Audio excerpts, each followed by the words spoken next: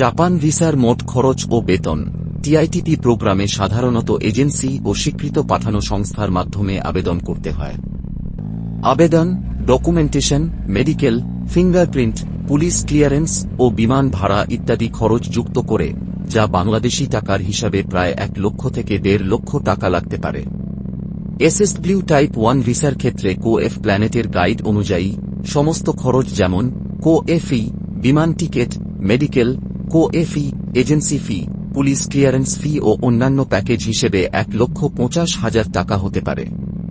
TITP শ্রমিকদের মাসিক বেতন সাধারণত বাংলাদেশি টাকায় 1 লাখ থেকে 1,50,000 টাকা এর মধ্যে থাকে এবং সময়ের সাথে বৃদ্ধি পায়। এসএসডব্লিউ টাইপ 1 অধীনে বেতন নির্ভর করে শিল্প ও দক্ষতার ওপর, উদাহরণস্বরূপ নির্মাণ বা নার্সিং খাতে সাধারণত প্রায় 1 লাখ টাকা মাসিক হতে পারে এবং উন্নত দক্ষ ব্যবহারকারীদের ক্ষেত্রে আরেকটু বেশি হতে পারে।